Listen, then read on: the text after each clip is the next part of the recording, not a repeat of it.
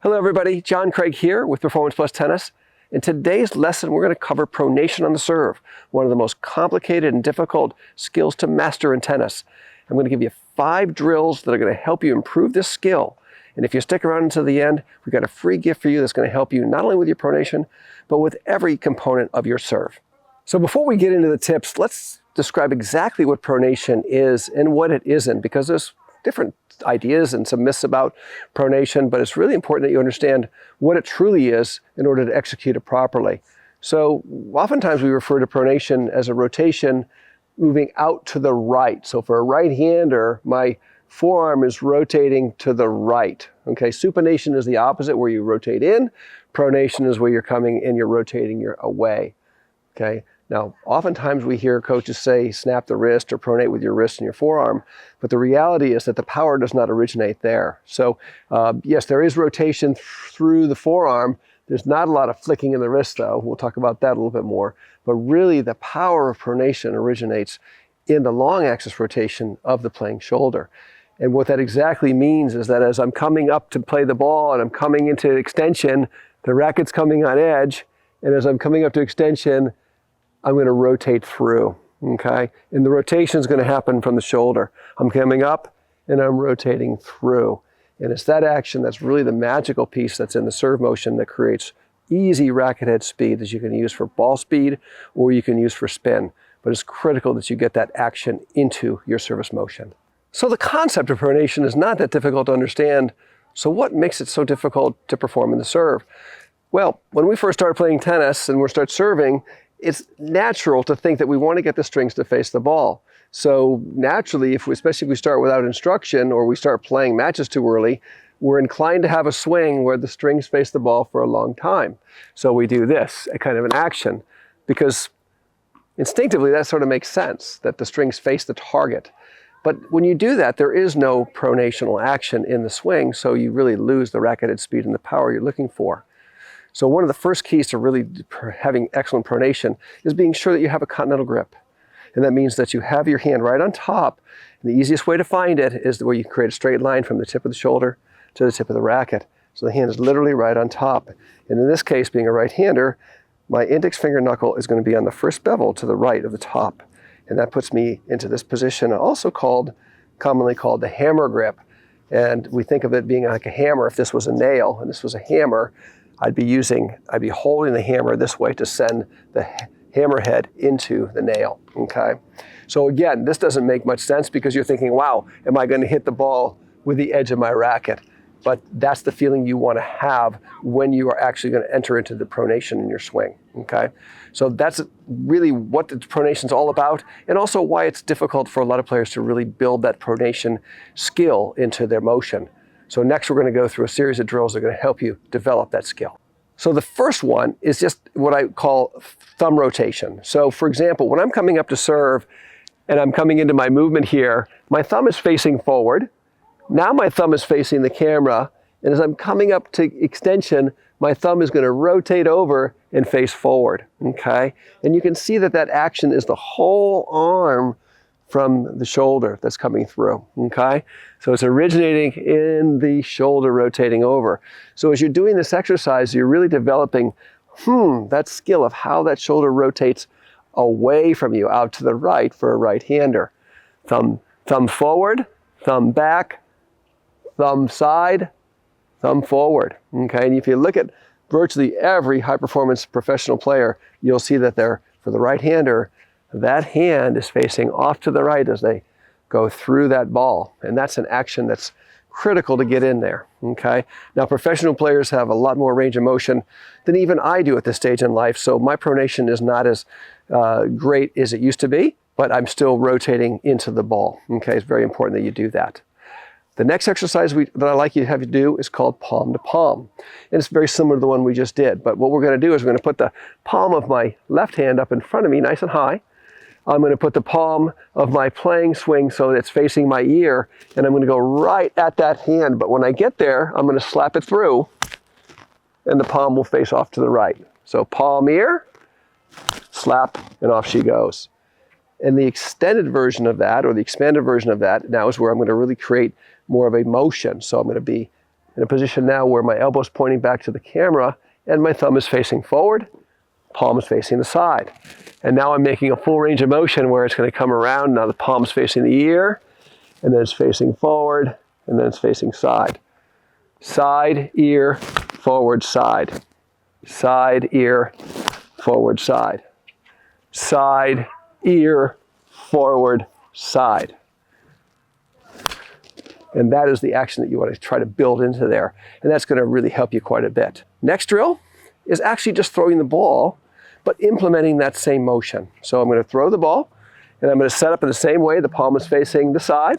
Then it's going to come around and face my ear, face forward, and then face side.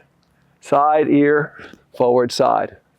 Side, ear, forward, side. And that is building that skill of pronation into your motion. So what I would recommend, just do those 3 drills to really start to build the muscle memory. I would do the thumb exercise 15 to 20 times. I would do this exercise, the palm to palm, at least 15 to 20 times. And then I would recommend you throw the ball at least 15 to 20 times till you really start to feel that action in your swing. And the most important place where that action happens is at the top. So when you release the ball, that's where your rotation and your pronation occurs. And I'd really practice these 3 drills to get that built in before you even put a racket in your hand. Next up, I have a clever drill for you that's going to help you with your motion. It's also going to help you pick up the ball more like a professional too. So it's really kind of simple in a way. I'm going to put the ball down on the ground here, and I'm going to get a continental grip, and I'm going to learn how to skillfully pick the ball up using the continental grip. Okay, so when I do this, the first thing I'm going to do is I'm going to have the continental grip, and I'm going to come down to the ball on edge. So I'm going to here, and as I'm coming down, I'm going to rotate through the shoulder so the strings begin to face the ball, and then I'm going to measure. And what I mean by measure is that I'm going to put the strings on the ball so that the racket is not touching the court. So I've got a nice soft hand, and I'm just going to relax and pop the ball up. I'm going to do that with the continental grip. Okay, let me show you from a side view here as well. Okay, ball's down. Continental grip. I come in, I put my right foot closer just so I'm in a more comfortable alignment. This would be more of a twisty kind of weird thing.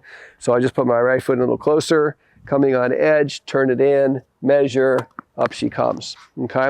Now, as you get more skillful at that and you know your racket's not going to bang on the court, you can come down in one motion and you can just pick it up. It'll come up like that for you. Okay, I did nick the court a little bit with that one. One of the things that does happen with this that's common that I see is the arm will go straight down and then the racket will be horizontal this way. And now you have to use your wrist and you'll never get that ball up. So the idea here is that the wrist really can't move that way, and it doesn't move that way on the serve either. It can't flick. So when you come down here, you're just turning from the shoulder, measuring, up she comes, okay? And you want to skillfully get to the point where you can just do that, pick the ball up like a pro. And you're really learning how to bring those strings to the ball. So even though it's not exactly like a serve motion because you come to the ball and you hold it there, it's going to help quite a bit. And this angle, this is really important too, is that when I do this, the racket could never be straight out from my hand this way, my arm, because look how weak I am, how uncomfortable I am. So when I'm here, the racket's really going to be inside the hand. And this angle really mimics the angle of contact. So when you're making contact on your serve, the racket's not going to be directly above your hand because that also puts you in a weak position here. It's got to be in a more relaxed position where the shoulder joint is sort of floating and the racket head is inside the hand. And I pick it up exactly the same way. And I pick it up exactly the same way, that little angle inside.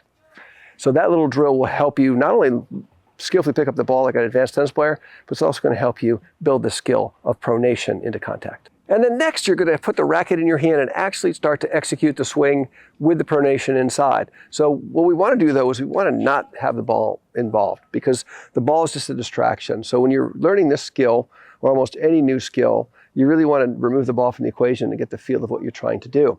So I'm going to actually try to produce a motion with the racket where I'm coming up on edge. I can feel that palm facing my ear. I can feel it rotating in and then rotating it past. So here we go. And I'm going to go slow, quick, and then slow again. Slow, quick, slow again. Keep it going slow. And the reason is that the temptation to go fast will cause the forearm to push forward and the racket head to trail the hand. So in reality, you're trying to swing upward on your serve, and when you get to the top, all that energy is going up. It shouldn't have a lot of forward energy going down, so it could look like this. See that?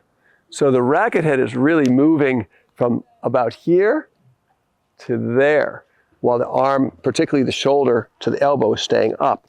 And Pete Sampras and Boris Becker and Pancho Gonzalez and Roger Federer, all these guys show that motion. Today's game, you see Ben Shelton with this beautiful pronation, and where the elbow stays higher than the hand, and then once the hand gets below the elbow, it comes down. Now that is not easy to do, okay? And that's why we see the best servers in history doing it and not recreational players. But your objective to strive for that movement is going to help you produce a better pronation in your serve motion right away. And here's a little bonus tip for you. If you're struggling with this, what I want you to actually do is do something that tends to not be instinctive, if you will, or intuitive. And that is to try to stop on contact. Put the ball up, and I'm going to go onto it on edge, and stop on contact.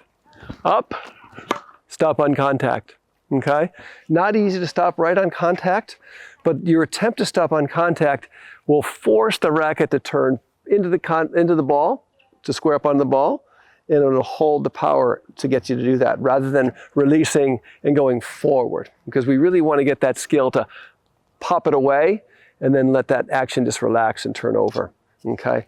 So not an easy thing to do, but if you can keep the grip and you can feel the racket coming up on edge and then turning in and touching the ball, then you're on track to developing really good pronation on your serve. Thanks so much for watching today's lesson.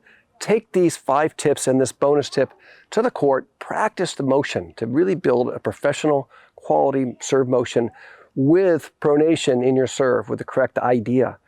And if you work on this, you're going to start to develop a motion that's going to be the envy of your opponents and your friends. So get out there and work on it. Click on the link in the description down below to get my free mini course on all the things you need to master to develop a professional quality serve. Give us a like if you've enjoyed this video today. Leave your comments down below. I always reply to all the comments. And if you haven't done so already, subscribe to the channel. Really appreciate you watching today's lesson. Thanks so much, and we'll see you in the next lesson.